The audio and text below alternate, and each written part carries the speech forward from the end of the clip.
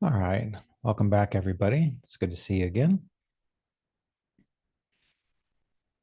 Today, I'm going to be continuing on the theme that David begun or had begun last week. He introduced us to a way of contemplating, considering if we are actually ready to experience what is real reality, what is truth.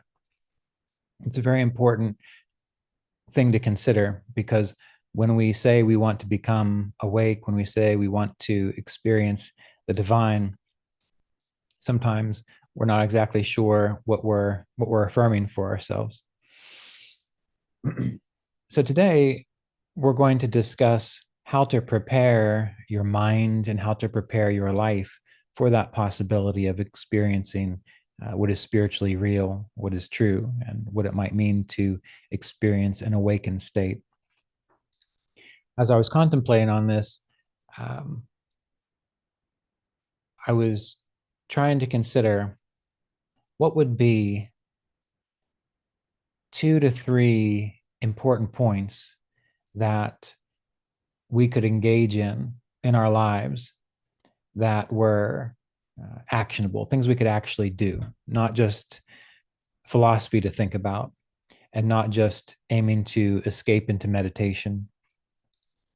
And when we think about meditation, first we need to be very clear on why we are meditating. And there are many reasons that we begin meditating, but most of the time it's not because we want to experience what is real and what is true.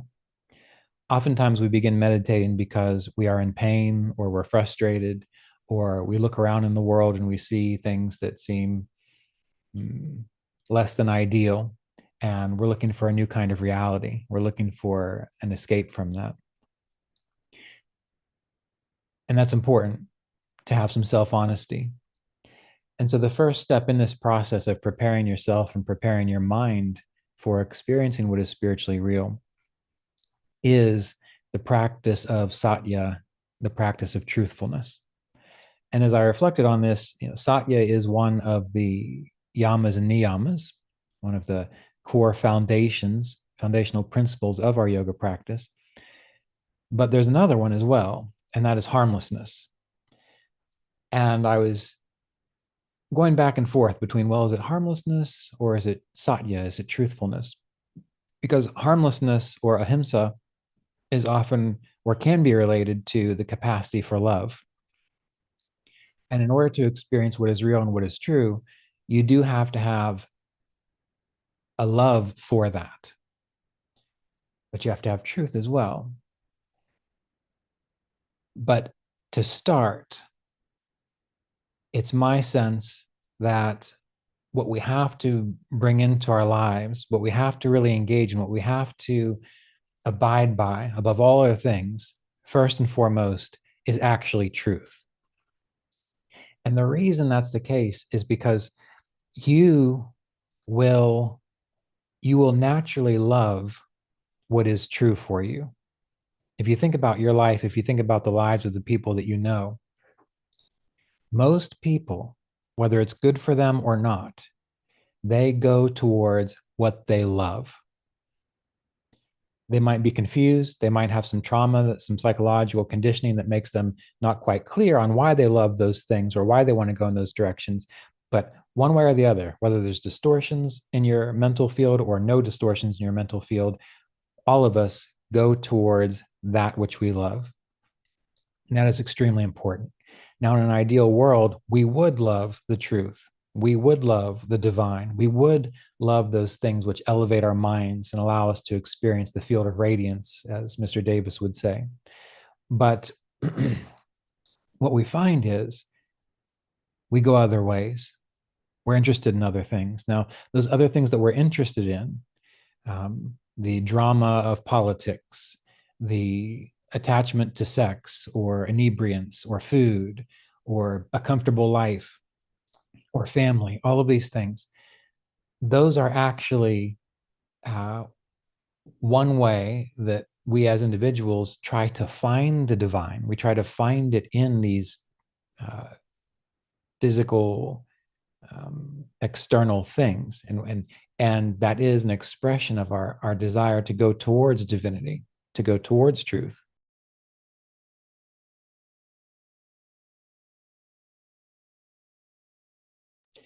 And so we can know that from the very beginning.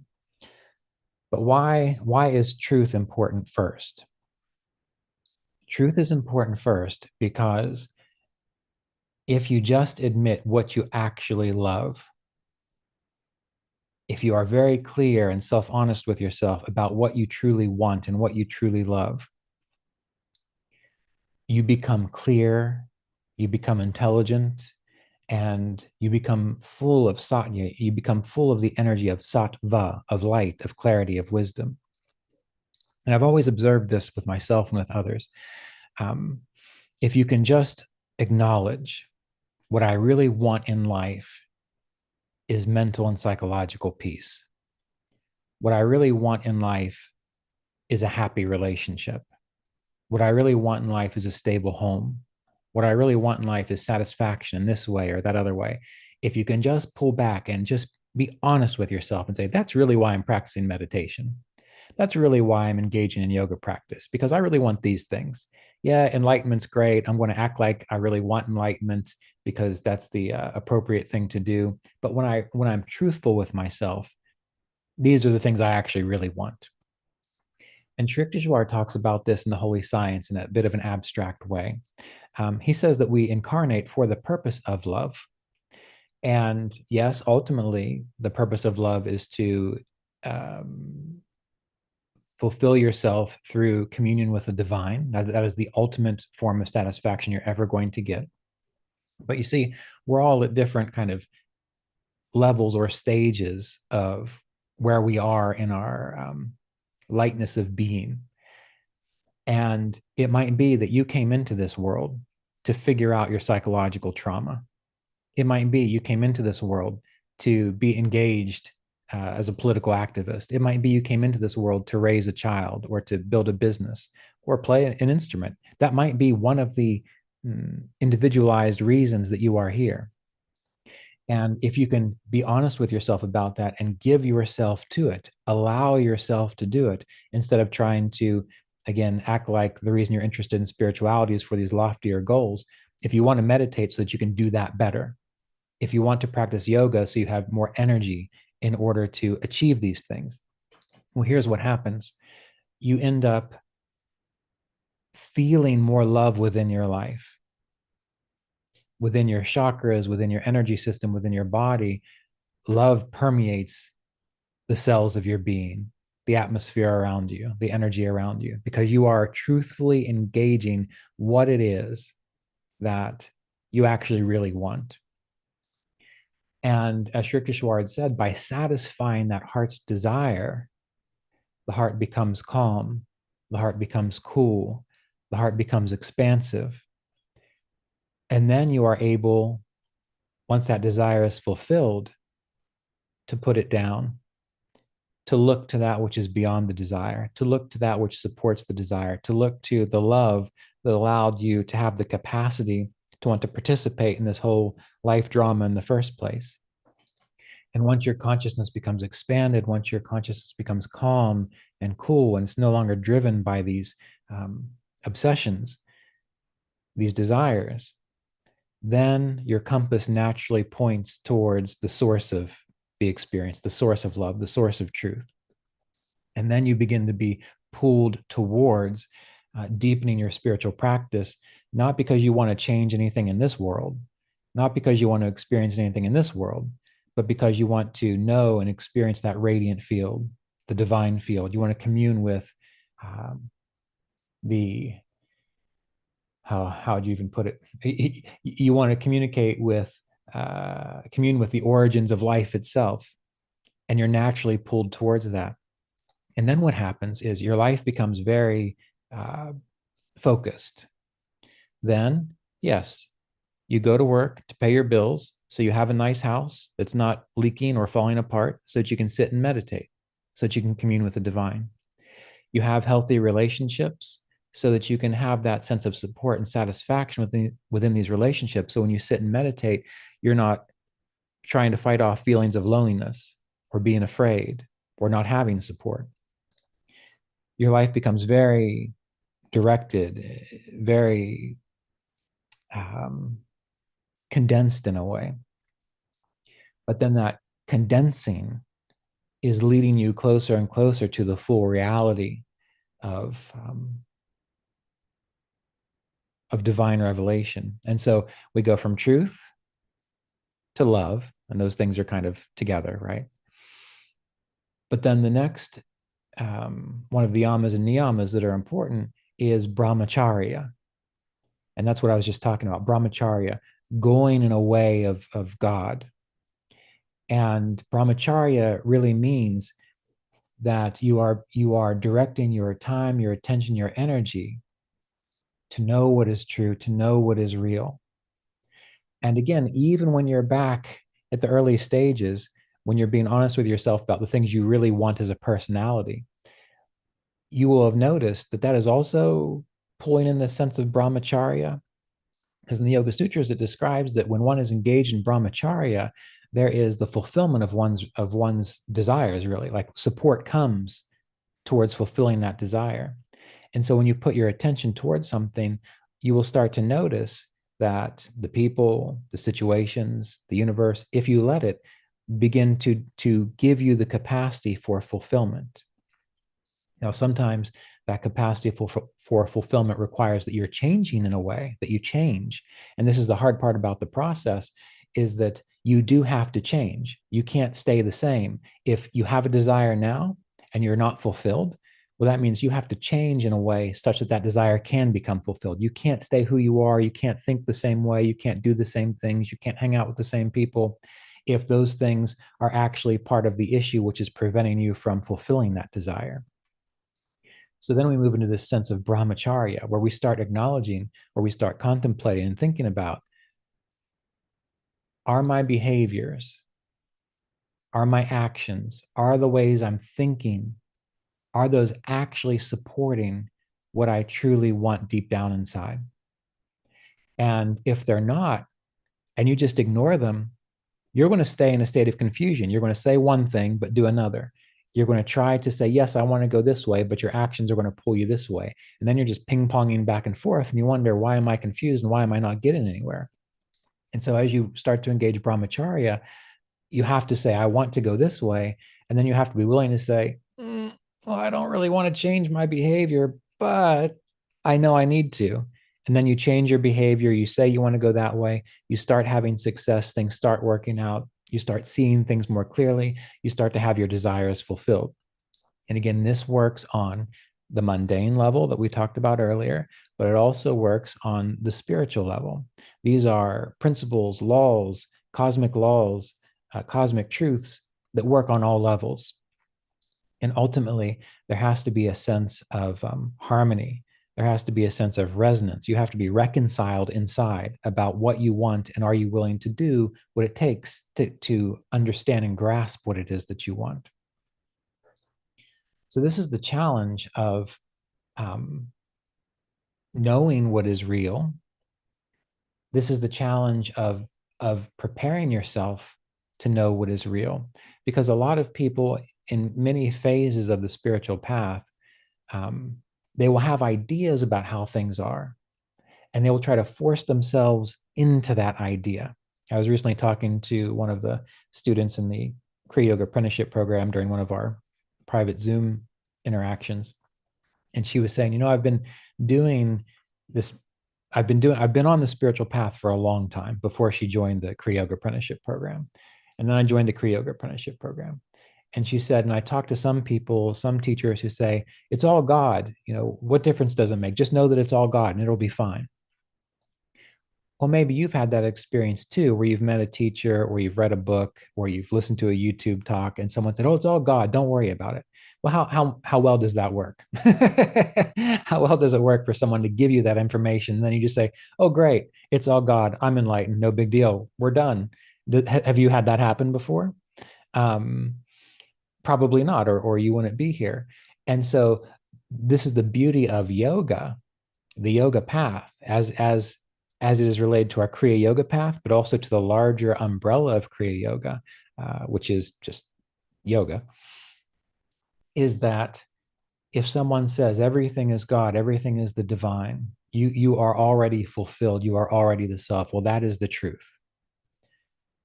But that doesn't help you. It doesn't help you in the sense of you hearing that doesn't make you all of a sudden recognize that that is so. So what I'm trying to share with you here is if you know something is the truth, you know it mentally, but that's not your experience. Like you really haven't felt it. You haven't felt it the way that you feel your forehead or the way that you feel a glass of water when you drink it. It's when you drink a glass of water, you don't have to think about this is water that I'm drinking. No one has to tell you that. You just drink the water and you have the experience of the water being drunk. Well, from the spiritual path, by going through the steps, you are preparing yourself to recognize communion with the divine. And when it happens, you know it. And so you follow these steps. Someone can tell you all they want. Just meditate on who am I? Know the I. Or they can say everything is God, so don't worry about it.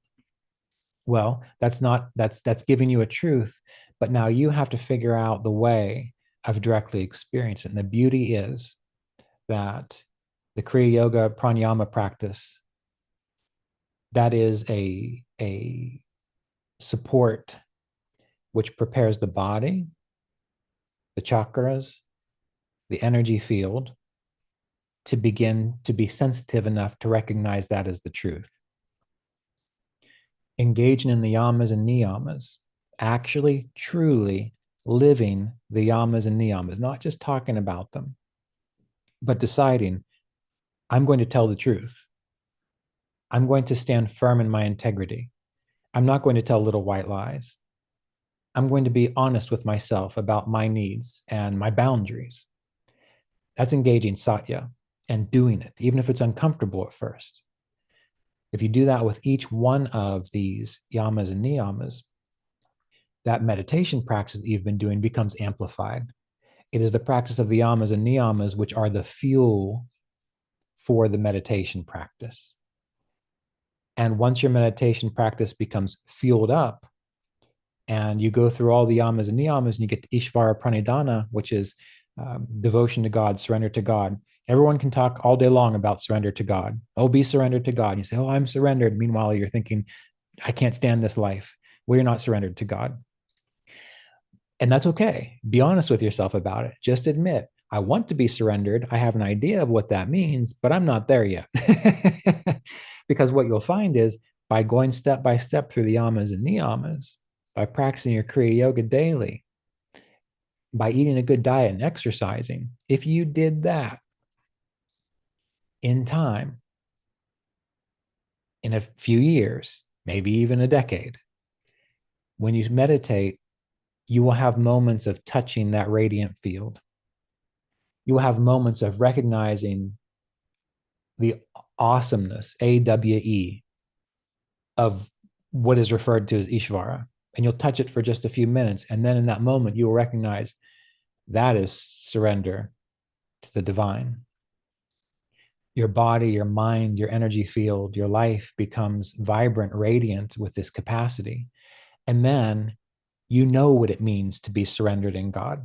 You know that as you live your life, you are devoted to this, you are surrendered in this. And it's not something that you're forcing yourself to do. You're not talking to yourself in the head to say, oh, I'm so surrendered. You know it. And again, the best example I have for all of these things, I go back to this a lot, is being in a loving relationship. And that can be a friend, that can be a spouse, that can be a parent, that can be a child. If you have had the luxury, the good fortune, because many of us haven't, and that's a shame, but that's okay. We can learn, we can find them eventually. If you have the good fortune to know what it means to love someone, and in that loving, it's not transactional. And part of this transactional aspect of today's talk comes from a little video I watched Isha Das do from the Assisi Institute. He was talking about our how we treat our spiritual path as a transactional relationship. Like, I will love you, God. You give me the things I want. Well, is that love? Imagine doing that to your child or to your wife or to your parent. I love you, but only if you give me the things I want. What kind of relationship is that? That's a manipulative relationship. And sometimes we have to start there. I mean, it's some kind of love, I guess, but it's not really. But if you know what it's like to be in a loving relationship, then you're not sitting down to meditate and you're not practicing yamas and niyamas because you want something other than um, the relationship, right? So, you're not practicing the yamas and niyamas. You're not doing all of your breath work so that God gives you something, so the divine gives you something. You're doing it because that's how you cultivate the relationship with the divine. And when a relationship is important to you and there is love there, you do what is required to cultivate those things. You have respect, you give time, you're interested. And interest is probably one of the most important parts of this whole thing. Because again, think about relationships where you are truly in a loving relationship. When you are truly in a loving relationship, you're interested in that person. You're interested in being with that person. You don't care who they are, what they do. There's something about them that you just want to be near them. You want to be in their field. And that needs to be expanded out into our spiritual life. So when you sit to meditate, one of the most important things you can do to help jumpstart your practice, and if the yamas and niyamas are the fuel, that which gives you the energy to be able to realize the stages and steps of spiritual realization, spiritual reality, and if your meditation is like the vehicle that gets it going, well, to jumpstart it, to really put you in the right direction, one of the best things you can do is to sit down and not meditate yet, but sit down by yourself, maybe for 30 minutes, maybe an hour. And you might need to do this for several days or several weeks or several months. And you need to contemplate, what is the divine to me? And by that, what I mean is, when we say we want to have a divine experience, what would that look like if you were to walk in the room and there was a person there embodying the divine experience and you were just washed over with the feeling of it, the experience of it, the sense of it? You have to become very clear on what would it be like if I was in that presence. And you can, for a little while, anthropomorphize it. You can sort of make it into a personal thing. And we see this in the Yoga Sutras of Patanjali, with the meditate on Ishvara, on Om, on one's chosen Ishta Devata, one's personal form of divinity. One's personal form of divinity. So what is that for you? Is it Christ? Is it St. Francis? We just talked about Isha Das, and I can just feel when I'm talking to him, and when we've done retreats together, and in his new book on St. Francis, which we'll be doing a podcast for, but a beautiful book, he has a deep, profound love for the life of St. Francis. So when he stops and he meditates on that, contemplates that, thinks about it, writes about it, he is cultivating that relationship. Is yours a concept of the Buddha? Is it Shiva? Is it Kali? Is it Durga?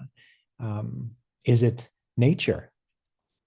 If you would stop and just contemplate nature and give yourself to that contemplation, you would be drawn into a profound experience, because that is the body of the Divine Mother, but that's neither here nor there at the moment. So you need to be very clear, not on, I'm meditating because it's good for me, or I'm meditating because I want to be enlightened, or I'm doing this because I want a better life, or the yogis get superpowers. None of that. stop and wonder if when I sat down and I was able to feel and touch the presence of divinity as I can grasp it right now, because it'll change as your relationship develops, just like all relationships do. Many of you know that when you've been in a relationship in your teens and your 20s, if that relationship has continued through your 30s, 40s, and so on, and it's been a good relationship and you've grown together, it changes completely over the decades, but the love becomes stronger. So where you are right now, if you are sitting and you are able to be still and you are able to feel in your heart and feel in your mind this presence or this reality, what would that be like? You have to get clear on that. That way, when you actually go and sit down to meditate and you do your pranayama and you do your mantra and you sit still and you bring yourself to that presence or you acknowledge that presence. Mr. Davis would often say, open your heart and your mind to the infinite. Well, what would that mean if you opened your heart and your mind to the infinite? What would that mean? How would that feel?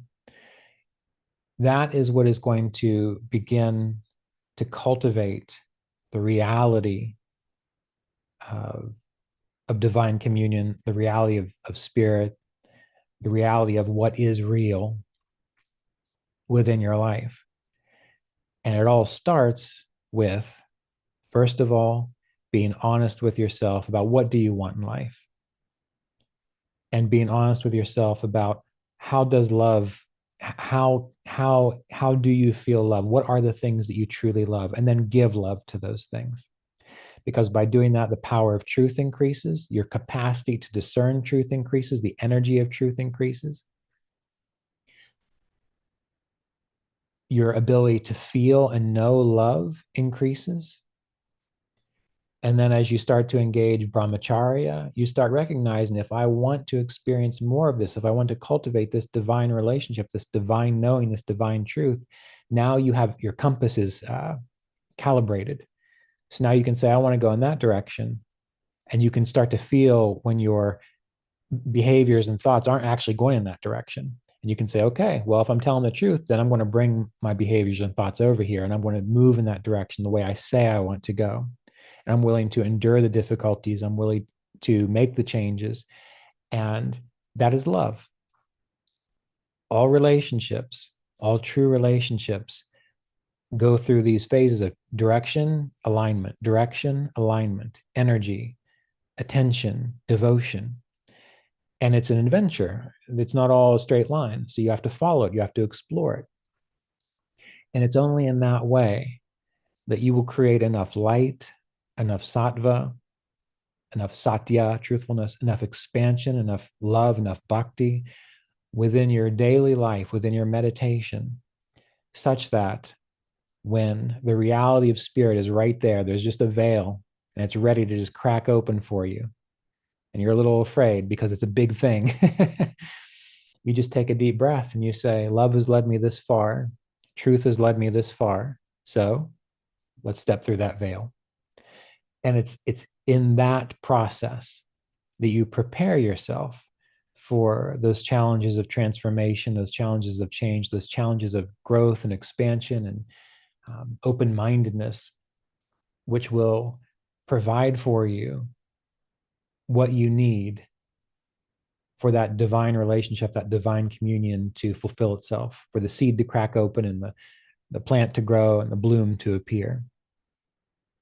So over the next week, I'd really, truly love to encourage you, once we get done here, or maybe before you go to bed tonight, think about what I've tried to share. Journal or just contemplate and consider the week ahead and wonder, what do you need to do? How could you shift your behavior? How could you be more self-honest with yourself? How could you explore that path of love more fully from moment to moment, just for the next week? And that'll be enough to give you a taste, a glimpse of the experience. And then hopefully, maybe you can move on from next week into another week and into another week. And during our next talk, which will be at 9 a.m. next Sunday, We got some times wrong on the website, I know, but most of you made it here. But next Sunday, back to 9 a.m., which is my normal monthly Sunday service. My plan is to discuss this a little bit more, but then also to provide a practice, a meditative contemplative practice. And this is something that I've been doing for a long time. And I introduced it to the students of the Kriya Yoga Apprenticeship retreat back in September. It makes a big difference. So if you can tune in next week, 9 a.m., I will take you through a practice. I will describe the practice, and this will help to, it will help to bring the theory of what we discussed into an experience, into a reality for you. And by engaging this practice consistently over a long period of time, that reconciliation of theory and practice becomes stable for you. So that'll be my goal. But for now, let's go ahead and meditate together.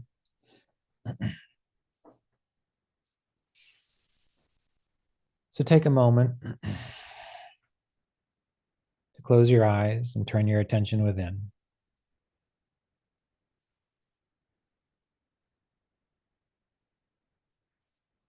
And follow the breath, feeling the breath.